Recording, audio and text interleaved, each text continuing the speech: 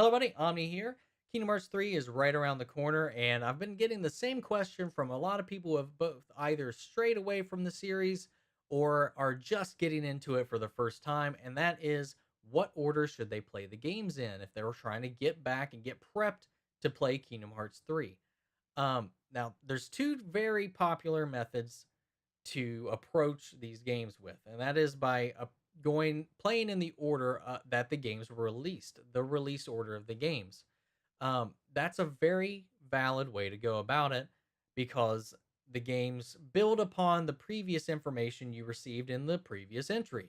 So there's always like a little bit of a benefit to have played the game that came out before in the next one, whether or not that game takes place before it in the timeline. The next game in the series assumes you've played the last one, so it always helps to have that information in the back of your head when you're going forward.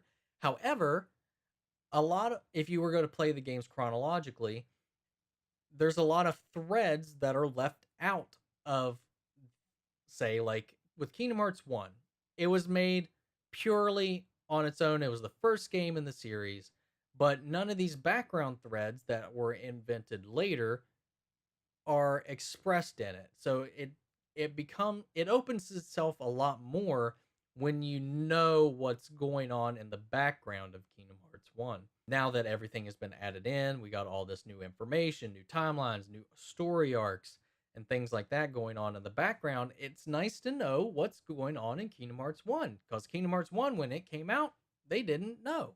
So if you're new to the series and now all of this is being threaded together, Kingdom Hearts 1 feels the most disconnected from the entire franchise unless you have these things in the back of your head while you're playing it. So there is some benefits to playing the games in the chronological order.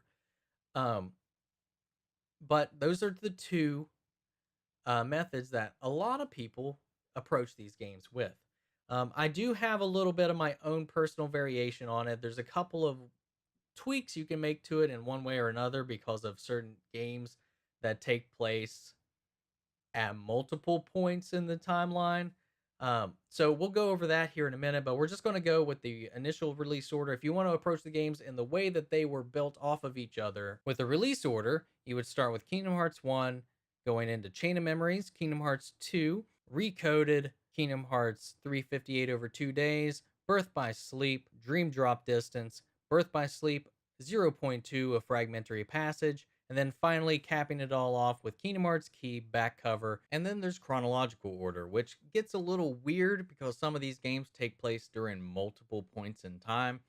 So I would say best place to start now, earliest in the timeline, is Kingdom Hearts Key back cover because that takes place before any of the events of the main series. A lot of it, though, isn't going to hit real hard unless you watch it last. So, regardless of it being the earliest in the timeline, you could watch it first. I don't know how much of a benefit you would get out of going through that first in this if you're just starting. So, I would recommend definitely leaving that at the end of the line, regardless of which order you decide to play the games in. That I would definitely end with Kingdom Hearts Key back cover, regardless of it being the earliest in the timeline. Now, however, where to start, I would start at the beginning of the main Xehanort saga, which is concluding in Kingdom Hearts 3, and that would have us starting off with Kingdom Hearts Birth by Sleep. And now this is where it starts to get a little bit weird because you would follow that up typically with Kingdom Hearts 1.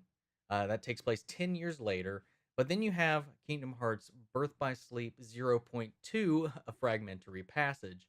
Now, the thing that makes that a little interesting is that it follows up almost directly after the events of Birth by Sleep. So you could go right from Birth by Sleep directly into Birth by Sleep zero point 0.2, and it would flow really well. But as you go through that game, you find out that it ends up running concurrent with Kingdom Hearts 1 by the end of it.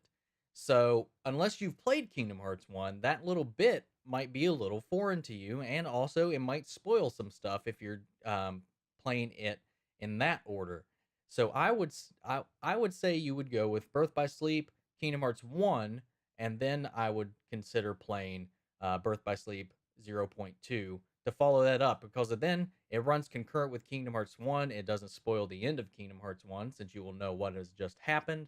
And it also gives you a lot of more background information on what's happening behind the scenes in Kingdom Hearts 1 that doesn't get explained in that game because it was created before any of this lore was ever thought of. Um, but another thing that makes zero point 0.2 a little tricky is both the very beginning cutscenes and the very end cutscenes, which aren't that long. They're not that long at all. They take place after the events of the most recent game, Dream Drop Distance. Um, but I don't think playing it in this order, since we do know that Kingdom Hearts 3 is coming. All this is in preparation for Kingdom Hearts 3. All it tells us is really that the characters are still here, which we know from the trailers for Kingdom Hearts 3. As far as story beats, you don't really get any hints to it, so I don't think there's a whole lot of harm if you were to play Birth by Sleep 0.2 after the first Kingdom Hearts. So that's for you all to decide.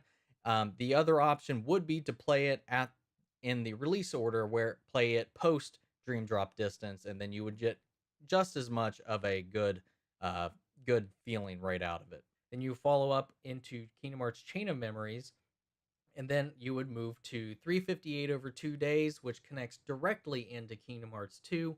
You follow that up with Recoded, Dream Drop Distance, and then Kingdom Hearts Key back cover. So at the end of the day, I think the best order for somebody new to the series, a little tweak that I would make for but kind of, it's a little bit of a compromise between the two. I would recommend, to get the best experience out of the Kingdom Hearts games, both with their releases and the timelines themselves, I would start with Kingdom Hearts 1, move right into Chain of Memories, and then I would play, or not play, but watch in the collection 358 over 2 days, start right into Kingdom Hearts 2, and from there, you'll go into Recoded, Birth by Sleep, and then I would start Birth by Sleep 0.2, a fragmentary passage. And even though at the end of that game it takes place right before 3, it doesn't give you a lot as far as spoilers for any of the other titles. And I feel like it gives you enough to know where we're at going into it to not have a whole lot ruined by it. And from there, I would play Dream Drop Distance and then wrap it all up with a nice little bow with Kingdom Hearts Key back cover. I don't know if it's controversial or anything like that, that order, or doing it that way. It's definitely not the order a lot of people play it in, but that would be, I think that's the best narrative flow that you can get out of the story without getting too lost or too confused. Um, by going through everything there. You could even go as far as to say you can play Birth by Sleep before Kingdom Hearts 1, but if you did that, I wouldn't play Fragmentary Passage right after that, at least not until you beat Kingdom Hearts 1, because of how that story ties in. So yeah, those are my recommendations. I'm going to throw a list here at the end of this video so you can see visually the order that I would recommend, or the different options that you have to play the games. And then just let me know what you think. If you have any questions at all, just let me know down in the comments, and I will try to check that out and give you my best advice and opinions next week. We finally get the game, Kingdom Hearts 3 in the real. And anyway, I'll catch you guys next time, and may your heart be your guiding key.